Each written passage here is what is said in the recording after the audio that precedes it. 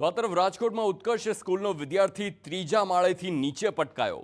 ધોરણ 11ના વિદ્યાર્થીએ બેલેન્સ ગુમાવતા નીચે પટકાયો હોય તેવો શાળાનો દાવો છે।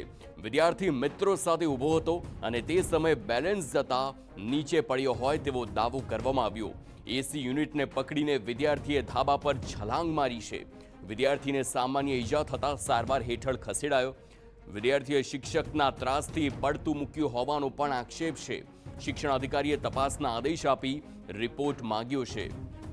જો કે આ મામલે શાળાના મેનેજિંગ ટ્રસ્ટીનું નિવેદન સામે આવ્યું। તેમના જણાવ્યા અનુસાર વિદ્યાર્થીએ જે બારી પરથી બેલેન્સ ગુમાવ્યું તેની નીચે એસીનું યુનિટ હતું, જેને વિદ્યાર્થીએ પકડી લીધું અને તે બાદ નીચેના માળે આવેલા ધાબા પર છલાંગ લગાવતા તેનો જીવ બચી ગયો છે।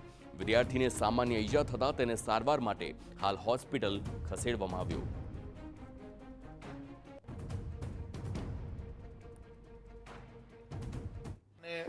થોડુંક એને અહીંયા છોલાઈ છે અને તાત્કાલિક બાળકોએ અમને જાણ કરી એટલે ફટાફટ જે હાજર મેનેજમેન્ટનો સ્ટાફ હતો, જે શિક્ષકો હતા, એને હોસ્પિટલે લઈ જઈ અને પ્રાથમિક સારવાર અપાવી, વાલીઓને બોલાવી લીધા અને જે છે એ સારવાર આપીને વાલી એને ઘરે લઈ ગયા।